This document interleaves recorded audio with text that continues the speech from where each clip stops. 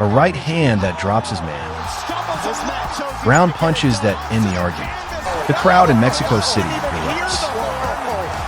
In only his second UFC fight, David Martinez just beat a former title challenger, and nobody saw it coming. Because most people who enter that octagon have one career. You're in a pure kickboxing match in here, you know? Martinez walks in with two.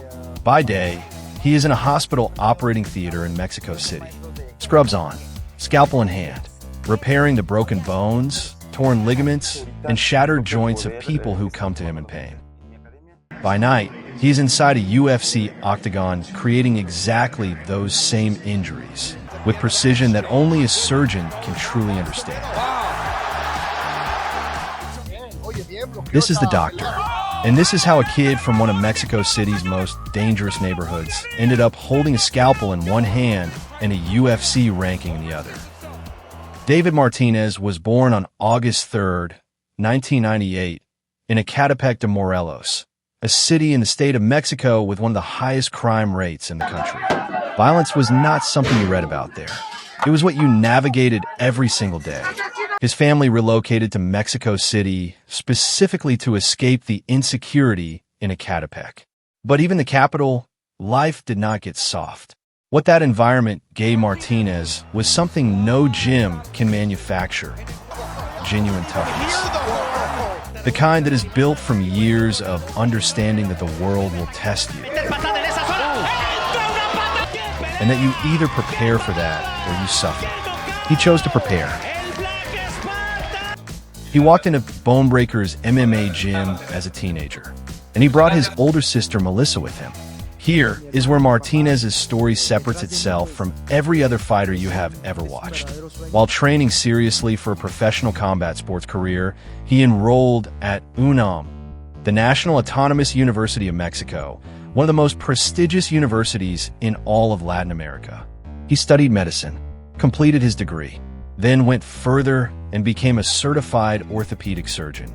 Not a personal trainer, not a sports therapist, a surgeon. A man who completes one of the most demanding professional pathways in medicine, while simultaneously training twice a day to punch people unconscious. During the COVID pandemic, while much of the world paused, Martinez was completing hospital shifts as a medical intern. He watched sports injuries arrive through emergency rooms. He saw what combat sports actually does to the human body from the inside. He decided to specialize in orthopedics, bones, joints, the exact structures that MMA destroys, because he wanted to be the one who could fix them. His professional MMA debut came in 2016 at Extreme Combat. Young, raw, a black belt in karate and kickboxing, a purple belt in Brazilian jiu-jitsu, and a teenager's confidence that his skills were further along than they actually were. They weren't yet, but the foundation was real. And the work ethic behind it was unlike anyone around him. The Mexican regional circuit tested him. Comate Global became his primary platform, the promotion that develops Latin America's best talent before the UFC comes calling. Early losses taught him what late nights in the gym could not. He absorbed the lessons, adjusted, and came back sharper every single time. What sharpened at Bonebreakers was not just technique, it was timing. Martinez began developing the quality that would define his UFC career, the ability to read his opponent's movement with the same clinical assessment he uses in a hospital. Identify the problem, select the solution, execute with precision. Most fighters develop this instinct over years of experience. Martinez was building it in two different environments simultaneously. His striking became the primary weapon. Clean, accurate, economical. No wasted movement. His counter right hand developed into something that veteran coaches described as picture-perfect in its placement. Not flashy, not excessive, exactly where it needed to go, exactly when it needed to arrive. Then came the night that announced him to the wider combat sports world. A one-night tournament. 3 fights in a single evening. 3 opponents, 3 different game plans, 0 recovery time between them. Martinez won all 3. Is a young fighter, but does he have what it takes? Certainly with that punch, It caught. Go the last time we saw him here on Combate Global. Maybe some ground game. Ooh, that was fantastic from Black Spartan, and Bechu is hurt. He goes in for the kill. The Black Spartan. 3 rounds, 3 minutes a pop.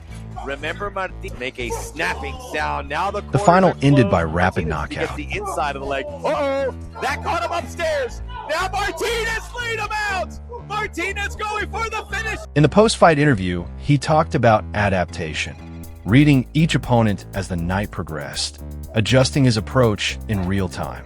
The same process a surgeon uses when a procedure develops unexpected complications. In 2022, he represented Mexico at the World Games in Birmingham, Alabama.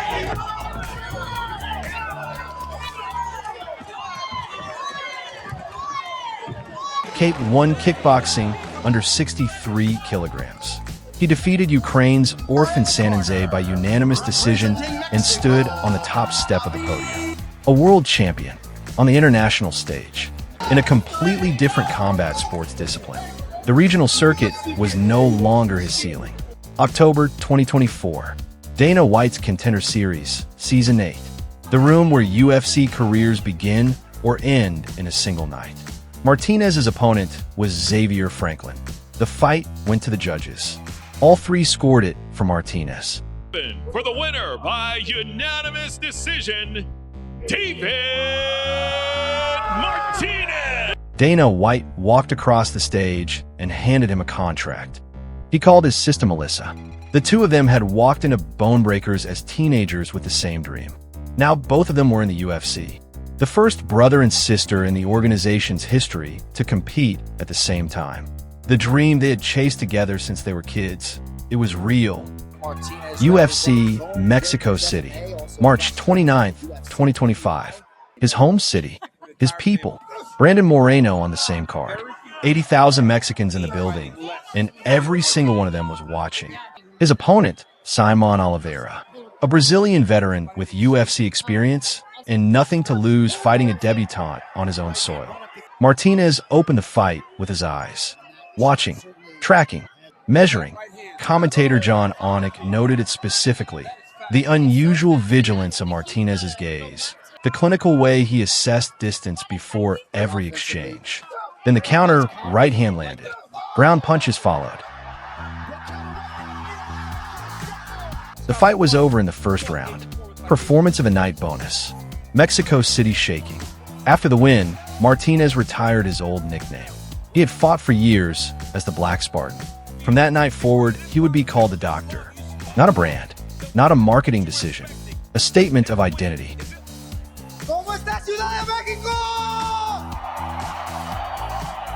He is not pretending to be a doctor who also fights. He is a doctor who fights. Then came Noche UFC, September 2025. Martinez was bumped up the card to face Rob Font, a former title challenger.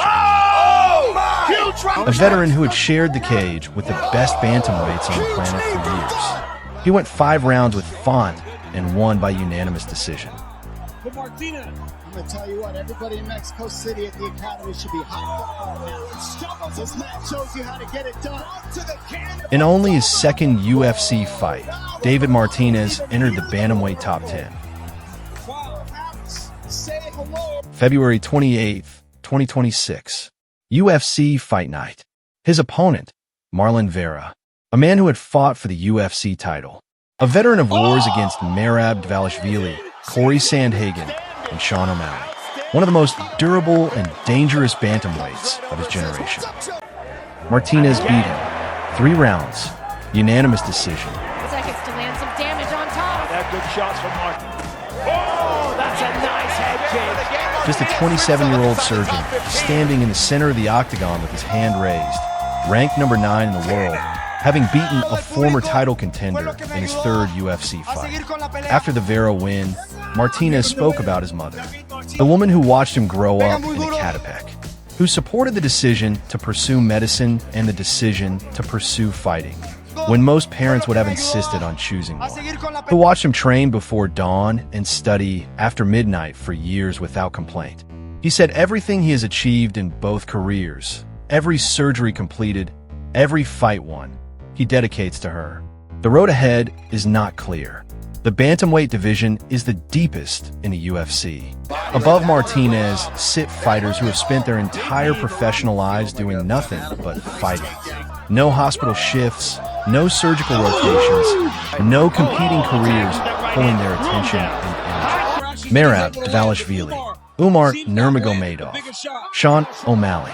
Men who eat, sleep, and breathe this sport 7 days a week. Martinez has never had that luxury. He has always been doing two things at once. And whether that divided focus represents a ceiling, or whether the mental discipline it has built gives him an edge the pure fighters cannot replicate. That question will be answered inside the cage over the next 2 years. 3 UFC fights, 3 wins, number 9 in the world, still only 27, with his physical peak still ahead of him, and a medical understanding of the human body that no other active UFC fighter possesses.